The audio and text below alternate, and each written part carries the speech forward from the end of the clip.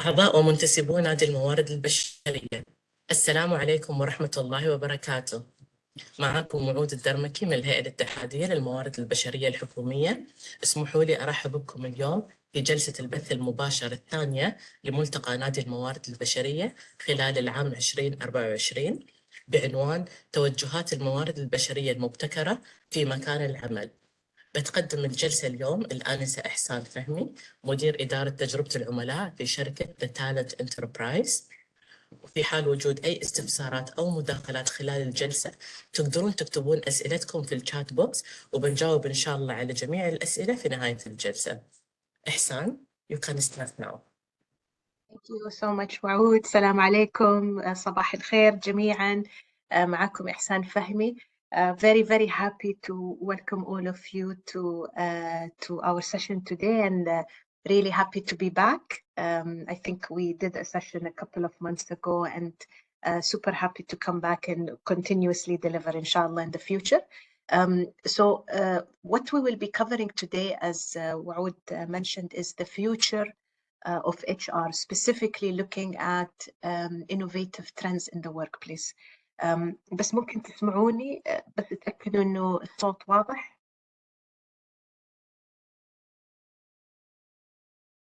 Yeah, okay, تمام. So just a little bit about myself. اسمي إحسان, and I work for the Talent Enterprise now for the past 7 years. I'm based out of Dubai, born and raised in the UAE, so pretty much my home is here. In the field of يعني assessment, talent management, coaching, training, and assessments for the past 14 years now in total. So looking forward to sharing with you a lot about our experiences in the field and our work that we do, and some of the most innovative trends that we are also predicting and foreseeing in the future. Before I get into a little bit about the company and who we are. So we have been in the region for the past 13-14 years now in total. And we are a company that's very much focused on developing research-based solutions around the future of work, around understanding people's behavior, around understanding how to make sure that we are more effective and efficient in the workplace as individuals, as managers, as leaders, and so on and so forth. So we really sit in the middle of 3 very important elements. A lot of the work that we do is based on psychology. It's based on psychometric assessments. It's grounded on the latest research in human behavior, workplace efficiency, effectiveness, productivity. And we do a lot of research in this region. So we're very proud to share some of this research as well with you today. But a lot of that work is driven by psychology. The second point is because we've been around in the region for almost a decade and more, we have done a lot of work in the region around workplace behavior, leadership development, potential, and so on. So the research that we have collected over the past 10 years have given us the ability to predict the models of effectiveness in the workplace, how to look for potential, how to look for, strong leaders, how to hire better, how to manage your talent better, and so on and so forth. And finally, we develop our own technology, which we'll also be talking a lot about in our session today, to provide these assessment solutions and to make sure that it is easy, it is accessible, it is scalable, but it's also different and innovative. So this is very much a little bit about us. Now, we operate in these 12 areas. So we do a lot of work in career guidance, career counseling. This is around understanding your future career paths and so on. We do a lot of work also in recruitment. We do a lot of work in identifying, understanding, and developing high potential capability in the workplace. Our talk last time as well was about succession planning. So we do a lot of work in helping organizations identify future leaders for very critical positions. And also in the workplace, it is very important to have engaged and motivated employees. So we also do a lot of work in understanding people engagement, people motivation, and how to get the best out of your talent. Now, specifically for our session today, we're going to be talking a lot about technology innovation. So we do a lot of work in also assessing the readiness of people in accepting innovation and change and digital transformation as well. Other types of work that we do as well is around diversity and inclusion. So really helping organizations achieve objectives around diverse talent and diverse capability. And obviously supporting and developing leaders at all levels. And this day and age, with the market changing and evolving on a constant basis, we do a lot of work in supporting companies and government entities in transformation as well. We look at team effectiveness. And one of the topics we'll talk about today, we're also doing a lot of work since 2020, I would say, in health and well-being as well. And finally, mentoring and coaching people at all levels in the organization. This is just a snapshot, just a brief about who we are as an organization before we move into our topic of today, which will be about some of the most, I would say, impactful and largest trends that we are seeing in human capital, in HR now and in the future. So we'll talk about the first one specifically, which will be about technology, generative artificial intelligence, and then we will move inshallah to well-being, and we will also talk about some actions and things that we can do, some practical steps that we can do from today, how to be ready for these trends and what we can do to utilize it in the workplace. One question I have left here on the screen, please feel free to answer it in the chat, because I think that the group today can also find this interesting and useful. How many of you are already using generative artificial intelligence in the workplace to support productivity? And if you can give some examples. So I will not stop here, I will carry on, but please share these comments in the chat as we go along. So we already have a couple. Iman, she's saying chatbot for sure. If you have any more, please do continue to share throughout our session. This is very interesting for us all to know. ChatGPT, definitely. Okay, before we start, let me simply define what we mean by generative artificial intelligence. It's a very big terminology. You hear it a lot, but very simply, it is a form of machine learning or technology that can generate and create any content that you want, whether it is text, whether it is videos, whether it is pictures, audio, music, anything that you need to be done quickly. It is something that can help support in creating whatever content that you need. So this, if you think about this in itself, that is a huge revolution of when we were younger, before, when we were, kids, when we became, when we were studying in university, and even when we started to also enter the world of work as interns, we had no access to any form of technology like this before. And now this is something that is becoming common and will be more common in the future moving forward.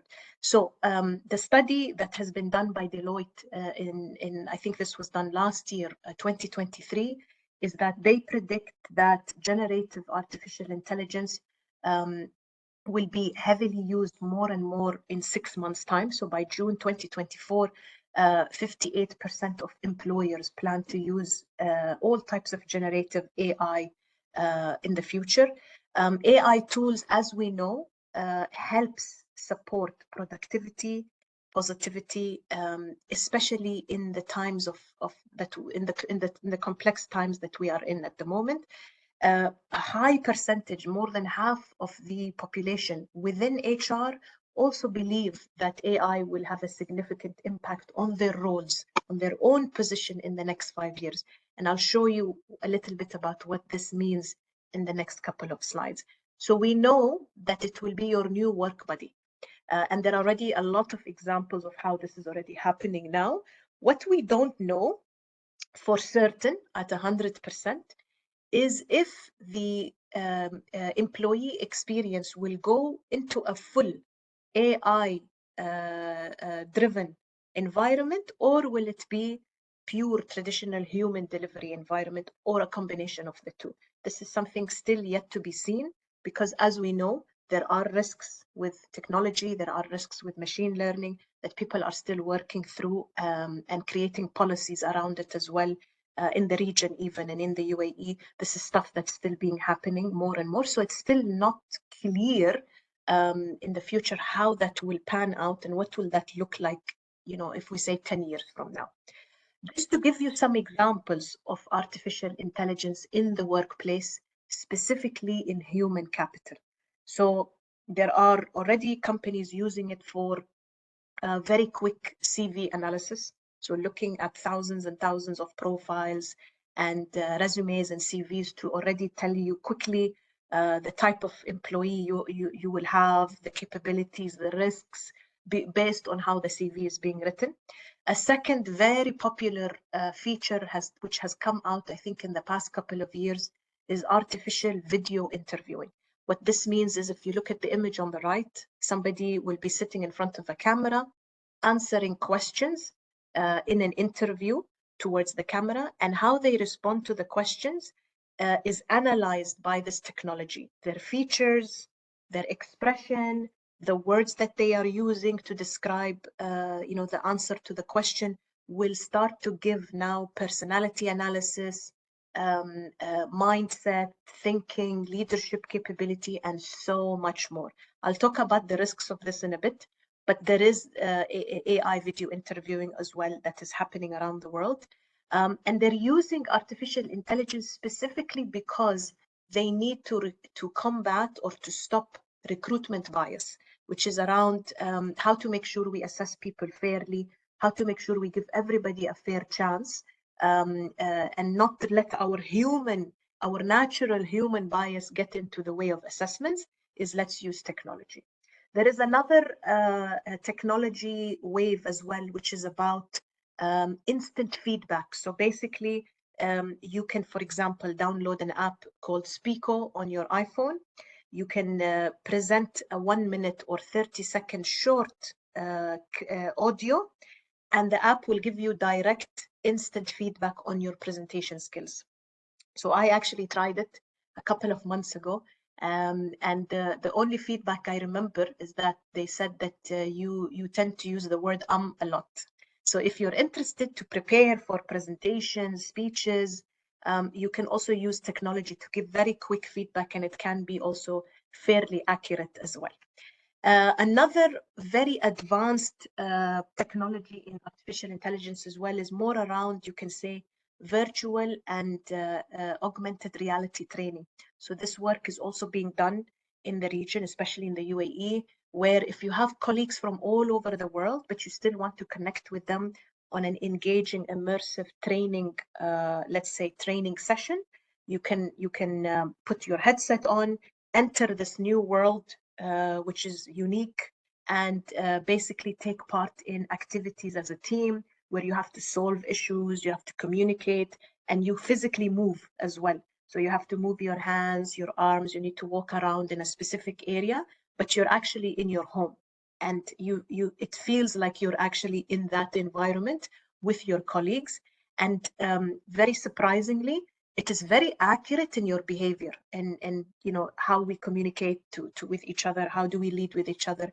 It becomes very accurate. So I did something very similar a couple of months ago as well, and it was super interesting ways of engaging talent and engaging your people further. Another feature or another example is also moving away from Word documents, moving away from Excel, moving away from all of these types of technologies, and really just depending on automation. So a lot of automated reports, a lot of automated, for example, individual development plans that can already start to predict the type of courses that you would be suitable or interested in based on your assessment or based on your feedback that you received from your line manager.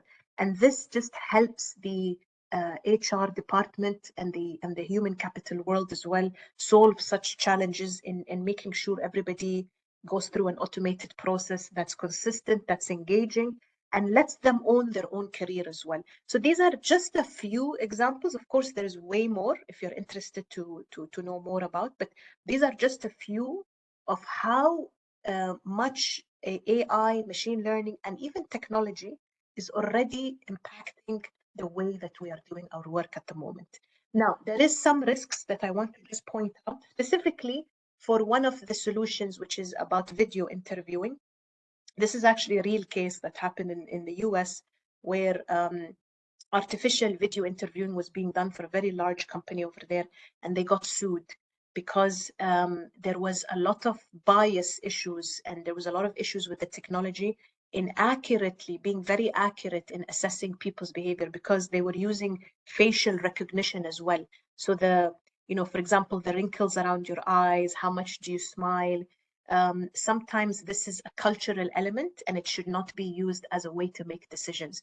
And since then, the facial recognition part has now been disabled, and now they just focus on video interviewing, but without any technology to predict facial recognition. So this is an example of something that has already happened a couple of years ago, but that's how it is with technology, right? You implement something, it doesn't work, but then you have to obviously think about the consequences there as well. So we'll talk about risks a little bit more in the future, but for now, I just wanted to share some of these examples. How will machine learning, generative AI also impact the way that we do our work today and in the future?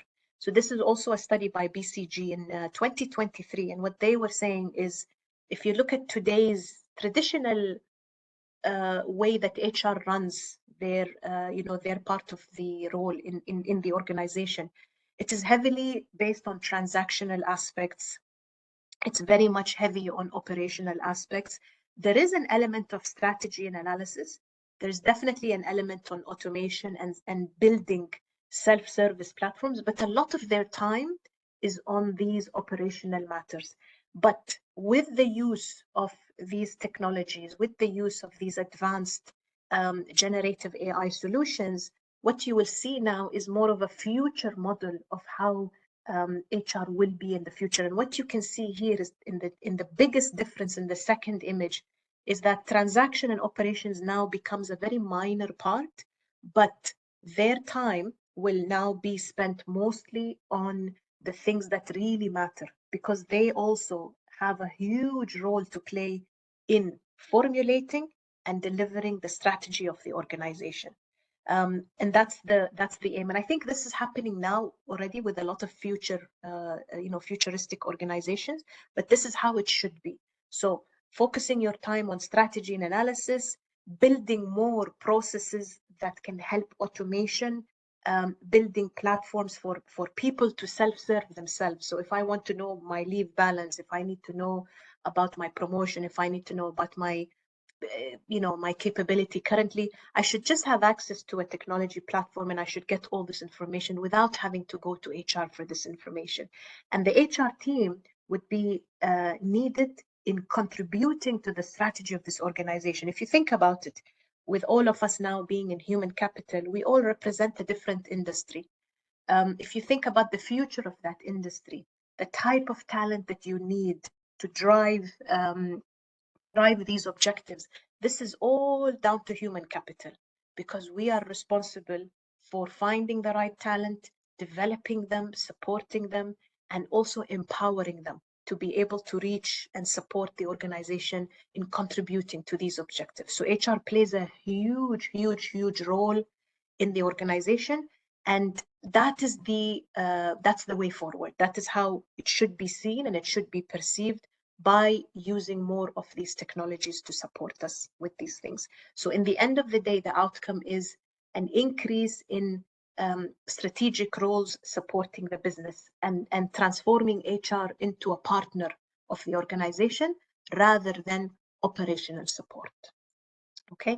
Now, the good news about this is that obviously we have groups of people who are worried, right? I'm sure all of you, when you go and you meet your friends for coffee, this conversation definitely has come up. Are you not worried our job will be replaced in the future? Where is this all going? What's the future of work going to be looking like? What can I do to be ready for this change? And what does it mean for my job? Now, the good news is that we're not going anywhere. We're still very much needed. The only change here is that we need to change with the technology. So what's really important and what technology actually cannot do is they cannot help you gain buy-in. They cannot come and convince you. They cannot build strong relations. They cannot build meaningful connections. They cannot use emotional intelligence to support people. And that's the power of where our capability lies and more. So what's really important for us in this day and age with everything that's going on is how to support our employees and get their buy-in to be ready to implement such futuristic technologies in the future. It's not just about finding the technology and implementing it, but it's about ensuring that we are ready for it, that the team understands the value it can bring, and that we can also, bring it in the right way. So a study also done by the World Economic Forum last year have said that the top 5 critical skills of the future is now these 5 that you can see. The first and most important is creative thinking. The good thing is creative thinking is something that we've been doing for a long time, but now it's way more important than ever before. If you think about it traditionally back, years ago, creative thinking as a skill would not be something that you expect everybody in your workforce to do. You would say maybe certain jobs we need it, maybe certain levels we need it, maybe certain departments we need it, like marketing and PR, and that's the traditional way of thinking. Actually, creative thinking is needed and expected of everybody now in the workplace. And creative thinking doesn't just mean, oh, I need to think of something I've never done before. No, it's also about being resourceful. It's about finding new ways to solve problems. But these new ways doesn't have to be something that never existed before. So creative thinking was ranked as #1 as a skill that is becoming more and more important. And this is something I'm seeing a lot as well in government frameworks when we are doing assessments and development, that creativity is now a skill that we need to train for, we need to look for, and we need to constantly support our employees in. Second is analytical thinking. Again, nothing new. This is something we've been doing before, but everybody's expected now to have this skill. So how do we solve problems? How do I analyze the cause? And why is this relevant in technology? Because we need to know the risks. We need to analyze the best technology out there before we decide to adopt anything.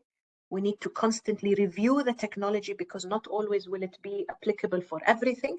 So creativity and analytical thinking goes hand in hand to solve such challenges in the future.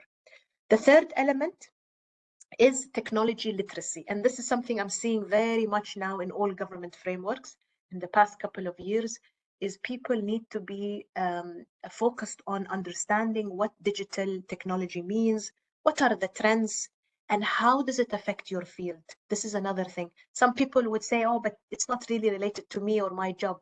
Actually, it is. If you look around you, there's technology everywhere already in your homes.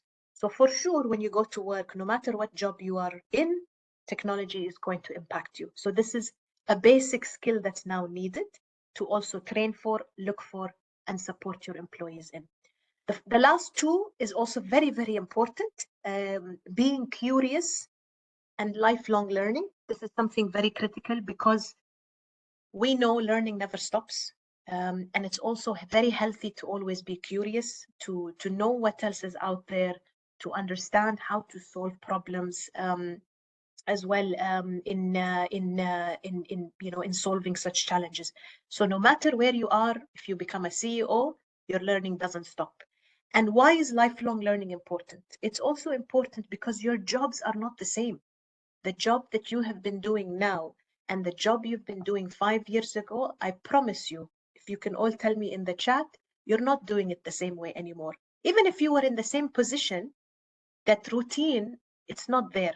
It's change. There's a lot of change going on. There's a lot of challenges going on. So we need to unlearn how we used to do something and relearn the new way of doing it. And this is a mindset. This is more than a skill. It is اسلوبنا, it is attitude حقتنا, it is definitely something that you need to be prepared to unlearn. And the problem with unlearning is that you may deal with arrogance. People are not comfortable to let go of something they spent so much money in university learning, because this is the way the world is going. The world is wrong and I'm right. That's the number one killer for advancement, for change, and for development. So lifelong learning, and that's why it says lifelong, because even after the world of work, even if you're retired, learning never stops. And finally, resilience, flexibility, and agility is important. الريزيلينس اللي هو المرونة والchange, انه we need to be prepared for failure. Not every technology will work, and not every problem will we be able to solve. So we have to adapt, we have to be flexible, we need to be agile, we need to be prepared to bounce back from these challenges and relearn and redo things again and again until we get it right. So flexibility, agility, and resilience, and ambiguity. I will add one more, ambiguity, which is again the number one skill that we've been seeing in our work, that leadership potential who have the ability to manage situations of ambiguity, they are typically very successful in their work. And this is why, these are the 5 most important skills. So we need to train people on this. We need to know where we are on this, train people on it, and look for skills in these areas as well. Okay, so what can we do as human capital professionals, as leaders, as policymakers in generative artificial intelligence within your entity? So very simply, we can continue to look for the technology that could benefit us, but always balance it with healthy, and I say healthy amount of skepticism. يعني مش إنه نحن we go against it and we find the issues and that's the mindset.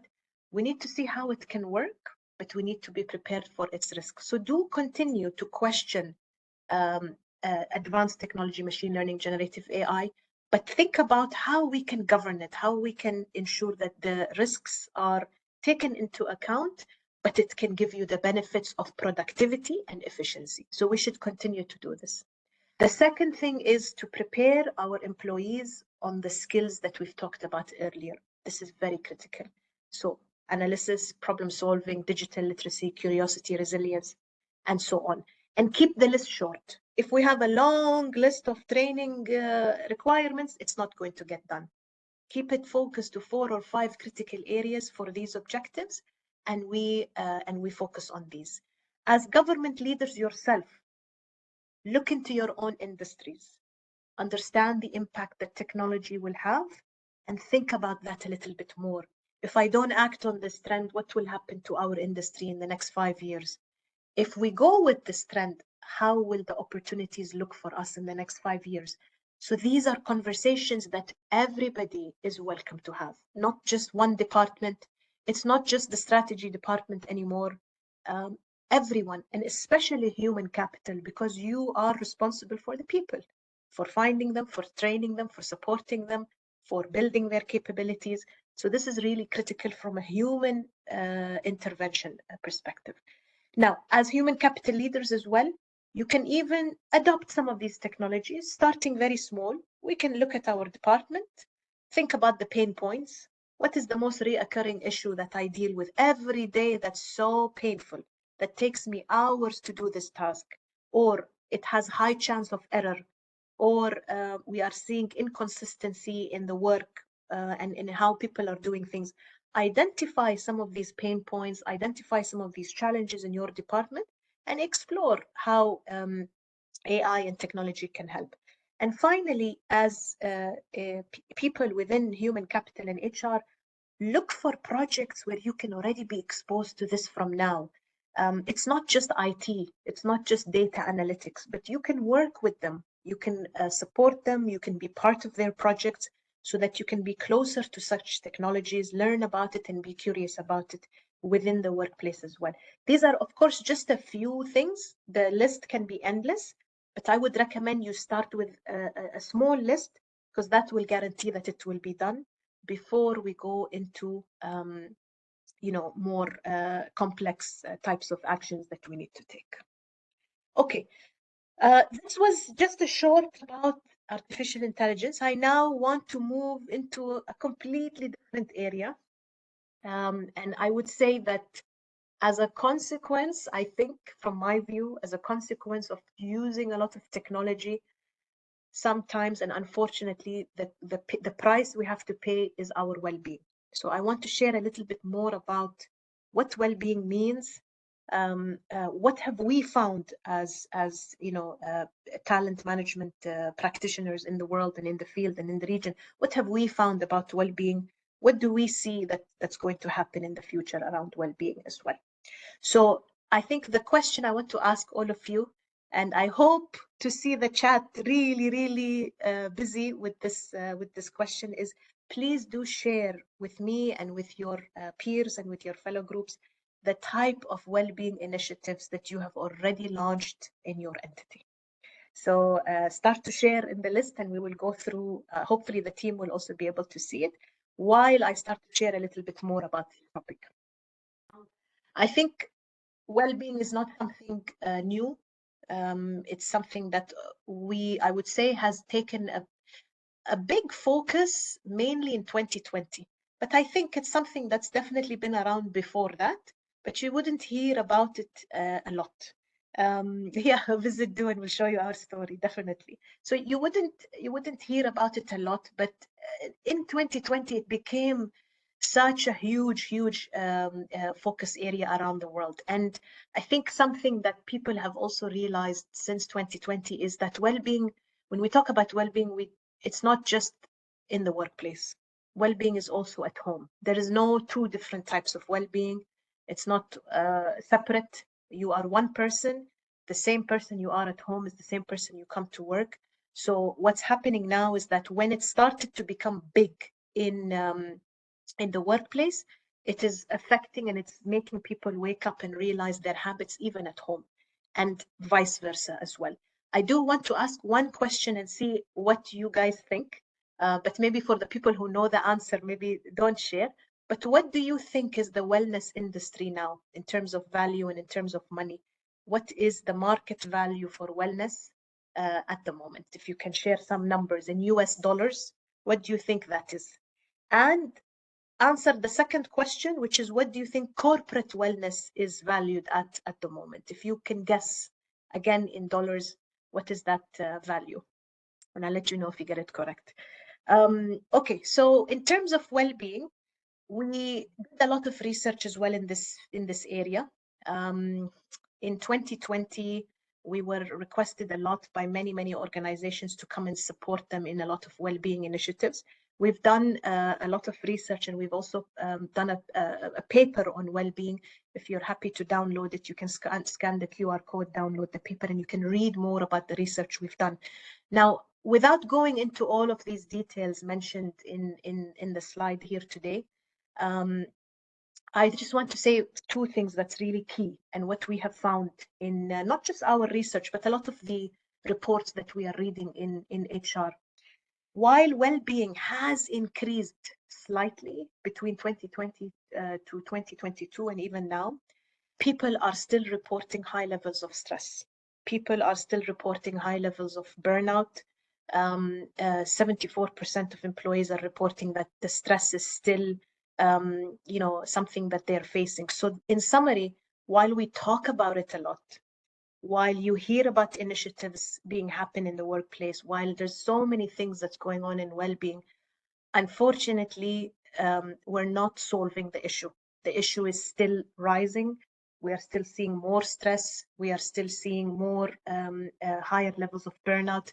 And this is something that we are seeing in a lot of the work that we're doing. And we're hearing about it as well in when we sit with people and when we talk with people as well. So it is yet to be seen how we can create something that is a long-term and sustainable and not something short-term. So a lot of you are sharing some interesting comments, which we'll hopefully have time to address in our talk, but definitely it is not improving. It's still it's getting worse. That's the unfortunate news. Now, why, you may ask? A lot of you have shared your insights, and yes, all of you are correct in terms of why, but I'll just share one more perspective as to why focusing on well-being is difficult. Naturally, within us, in our the way that we are built as human beings, the way that we do things, even from the time of our ancestors, and in our primal nature, we are built for negativity, because this is something to protect us, for survival, for fighting, for flight, for protection. Anything where the body goes into a survival mode is something that's naturally built into us. What has happened now over the years is, with the use of technology and the use of distraction and the overuse of resources and information that's coming from all sorts of different ways and formats, we are stressing ourselves out more and more. And we are naturally we naturally start to focus on the negative. So even if you think about the universal human emotions, if you look on the left side, these are the 6 universal human emotions that we know of. You will notice that most of them, 4 of them, are negative. 1 is neutral, and only 1 is positive. So anger, fear, sadness, and disgust is already 4 negative emotions. Happiness is the only one that's positive, and then surprise is already neutral.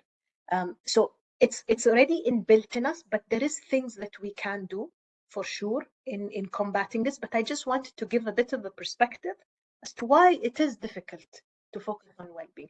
Now, what is happening? What are organizations doing?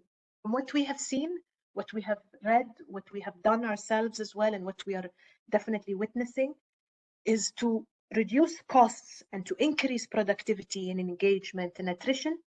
Well-being programs, typically you would hear about physical fitness classes, you would hear about organizations implementing wearable technology, doing health and nutrition checks, allowing for a certain number or allowance and benefits in to support mental health, doing a lot of well-being coaching, getting people supporting in team competition, doing things like resilience training, and then running events, wellness days or wellness weeks, to really raise awareness about this, about this area and how to get better in this area.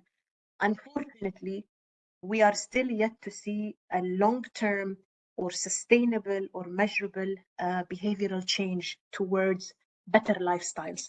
Because as soon as this novelty runs out, and I think I saw a comment about the luxury point, which is a good point, as soon as the novelty wears off and the incentives are removed, we return to old habits. And therefore, the cycle continues again and again. So this is what's happening, and I think there's a lot more work we can do and a lot more effort we can do together to combat some of these challenges. Sharing a little bit about some of the work that we've done as well in 2020. So we've been, like we said, we've been requested by many organizations to come in, develop well-being policies, frameworks, support in assessing people's well-being, and then very much going into long-term behavioral change and solutions and things like that. What we would recommend in terms of the actions, the first step, of course, is to see where we are. I think, like anything, it's very, very important to measure where we are today. And the good thing is, there's so many things you can do already on your own. You don't have to spend a lot of money in this space. There's a lot of things you can do to check in with yourself and understand your well-being currently. So there could be many ways of going about it, but there are things like subjective measures. So wearable technology, assessing yourself as well. So your perception of your well-being is very important, because that could be something critical in predicting the change that we need to make. looking at objective measures, which is around technology, assessment, maybe doing health checks and different things, and then looking at also your performance at work. So that's around maybe your engagement, your contribution, your productivity, your performance, and so on and so forth. And what we see, and why we would recommend that this is a good way to start, is because you're getting your measure of well-being from different sources. So one is from yourself, one is through objective measures and different aspects like health, physical fitness, mental, spiritual, financial, and so on and so forth. And then you also have another data points such as the organization's data as well in terms of how you're doing. And when you get all of this information, you'll be able to see what's going on. You'll be able to understand where you are today and what we can do to move towards the future and making more long-term change. And that's the key. It's the long-term change that we need to achieve. The second step is to understand how to drive change. Before we take action, we need to understand how to drive that change as well. And what you can see here is that there's so many different ways of going about it, but I think the basic and most consistent and the first step is always to start with yourself. So as you can see in this chart, the individual components at the bottom, and it's not like we need to start with yourself and then it kind of goes up, but it can go either direction. But in any case, it starts with you. So looking at yourself, creating positive habits, thinking about your current situation and what I can do. And there's a really good book that I would recommend reading, which is called Atomic Habits. And this is a specific book that talks about very simple ways to build positive habits. Some of these suggestions I just kind of wanted to share with all of you on the right side of the screen. And the book is obviously goes into a lot more detail, but some of the most important or interesting notes that the author was talking about is not to create outcome-based habits. So not to say, oh, I need to read 30 pages every month, or I need to read 20 books, in 2 months, or I have to, by the end of the year, I need to lose this certain number. And when it becomes outcome-based, this is when it doesn't become genuine. And people, they're not able to sustain or to keep track and to kind of achieve these goals. But what he was saying is, instead of making it outcome-based, is make it identity-based. So don't say, I will run 5 kilometers every day.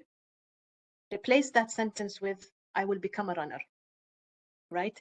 And that's it, right? So exactly, not every goal is meant for achievement, right? So when you start to think about things from an achievement mindset, I will be happy if, no, it's a recipe for failure, right? It's maybe it's what motivates people in the short term, but it doesn't end up in the long term. So what he was saying is stop outcome-based habits and start identity-based habits. Another very interesting sentence that a lot of people have found interesting is get 1% better every day.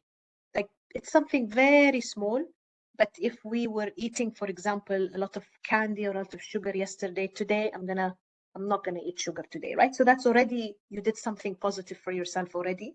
And if you do that every day, 1% every day, the outcome at the end is going to be a huge shift in terms of positive habits being replaced. Replacing negative habits with positive habits. Other things that he also mentioned was called the good habit loop and getting rid of bad habits, right? So if you look at bad habits, very simply, make it invisible. So if we drink Coke every day, let's put Coke away and let's not make it obvious in front of our face. So make it invisible, make it unattractive, make it difficult, and make it unsatisfying.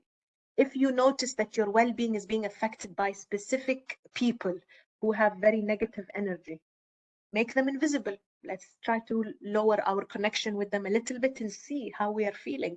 Maybe there will be a change there. Make it difficult to see them.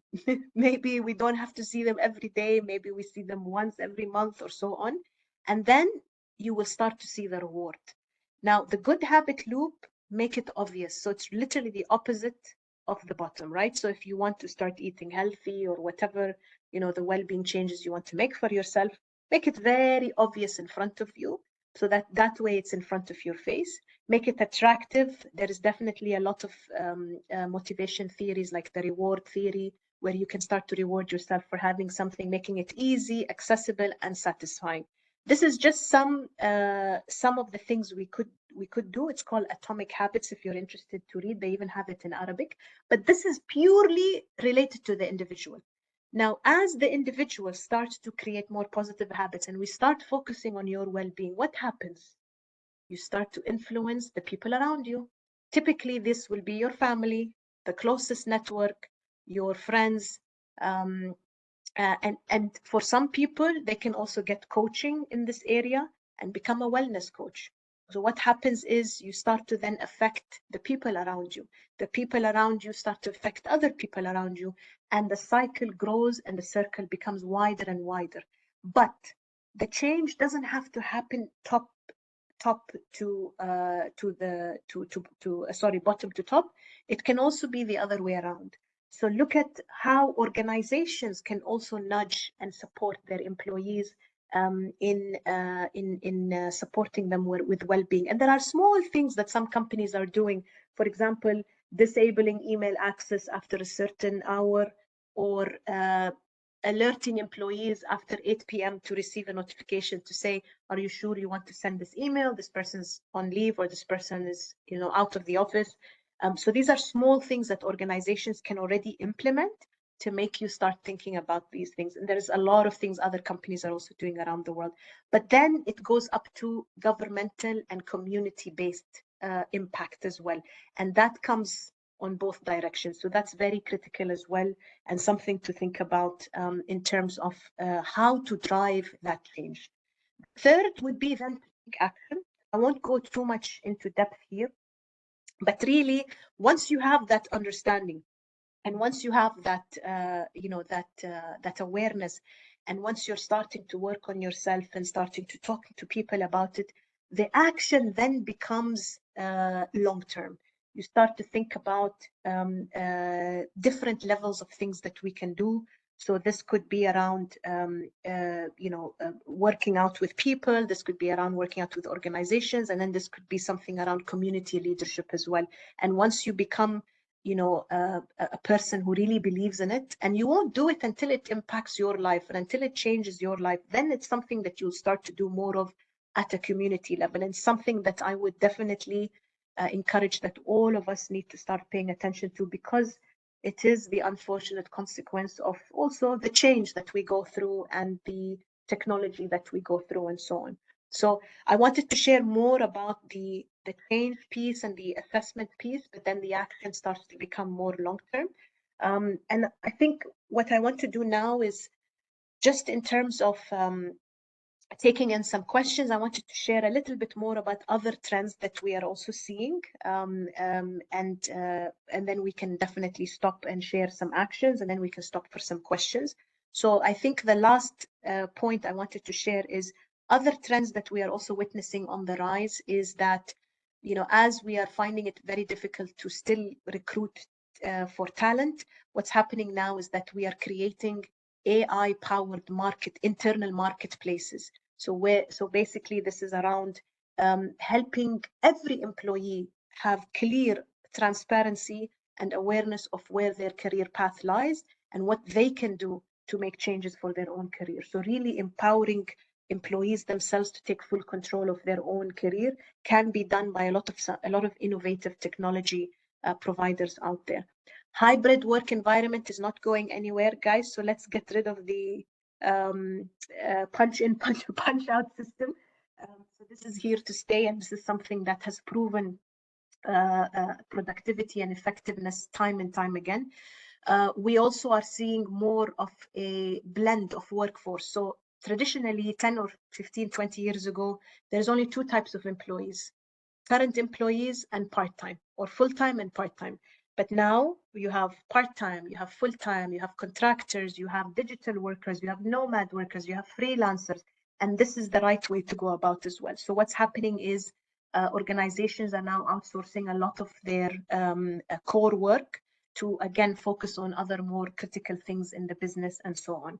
An interesting thing that I also saw and read about was in the concept of well-being, one very critical component of well-being that's coming up a lot now is financial well-being. So employees are reporting that the reason for their stress is mainly around finances. And what futuristic organizations are now doing is that they are offering as their benefit package for employees, they are offering coaching, mentoring, and services to help every employee become more financially smart in managing their own money. So whether they are whether they are in banking or not, this is something that a lot of employees are doing. And I think they also did a lot of organizations in the UAE has also done this as well. So this is something that can also support and has also shown that it can increase engagement from employees. You also have more jobs centered around digital roles. So while you have a chief executive officer and a chief ethical officer, you're now going to have chief AI officers. So these are people who are responsible for, making sure the technology that we bring in is also done correctly and safely. And the last trend that we've seen based on an article in Forbes is that people are now looking for ethical organizations to work for. So they are interested in how you as an organization have impacted the environment in a positive way, have a strong sustainability record, because this is now what's attracting and retaining talent as well, which is good to know. So just sharing bits and pieces of some of the more trends that we've seen and we're hearing a lot of organizations as well talk about. Where do we go from here? So of course, as government HR leaders yourself, look at the types of trends that you are doing, what is working, what is not, which trends might give you a stronger advantage in the market if you had acted on it, and which trends do you think would pose a threat to your strategic goals if you don't act on them? So these are just some questions to think about for yourself in terms of the overall session for today and some of the trends that we spoke about. And of course, if you're interested to know more about the work that we do in this space, please do visit us on our website or connect with me or connect with the team, and we're more than happy to have more conversations like this. So I'm just stopping here now to open the floor for any questions that we have. I'm conscious of the time, so I wanted to also hear as much as we can from the rest of the group for today. Thank you so much for listening, and I hope you found the session useful. نشكر الآنسة إحسان فهمي مدير إدارة تجربة العملاء في شركة The Talent Enterprise. Thank you إحسان على هذا الطرح الواضح والقيم، وننتقل لفقرة الأسئلة. We have a couple of questions, إحسان. First question is, how can individuals and organizations effectively evolve and adapt to new changes in the modern workplace landscape? Okay, that's a big question. I think the first thing is not to be afraid of change. I would say that this is something that we cannot avoid. It's actually a good thing. So the first thing I would say is definitely to change our mindset and look at change in a positive way.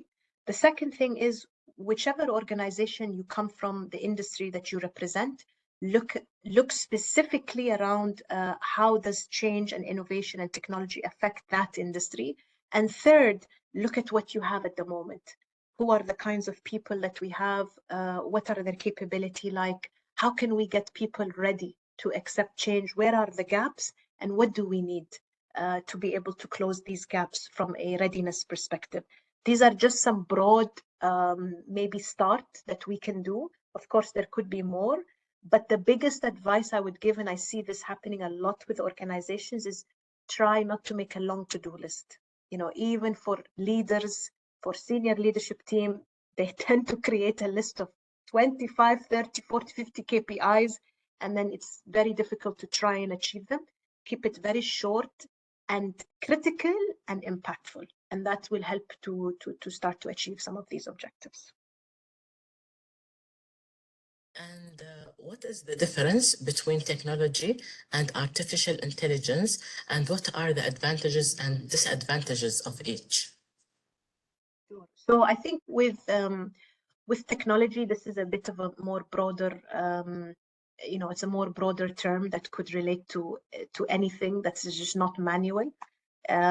Some technologies can also be very traditional, but I would say anything can be technology. But artificial intelligence is different here because this technology is now simulating close to a person, right? Close to a book, close to a library, where you need something, you want to have back and forth, you want to create content, you want to ask a question, and it specifically gives you an answer back, and it's very adaptive and responsive to you.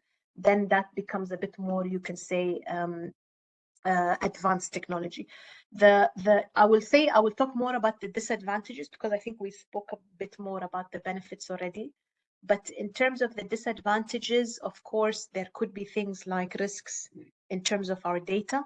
So to give you an example, the project that we did around well-being, employees don't feel comfortable sharing, their well-being data with the organization, right? So there's a lot of questions about where's my data going, how is it being used ethically, and there's a lot of policies and procedures we need to do more of in help employees understand it. So the policies are there, but I think they need help to understand what it means for them. And I think sometimes this is where we have a gap. So I would say the risks are in helping people understand technology to accept it. If you don't explain it well, and if it's not brought in a positive way, then people start to reject it.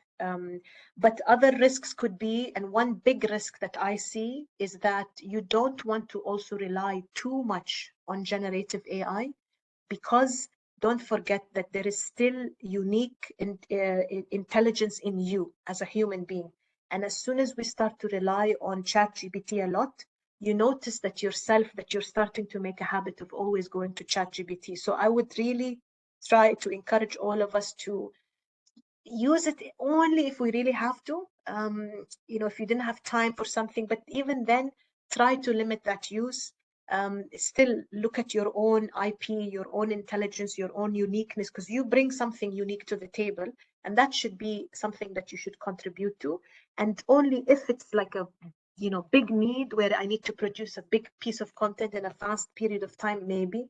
But otherwise, remember that you are also unique and you have something that nobody has. So don't try to replace this with technology as well.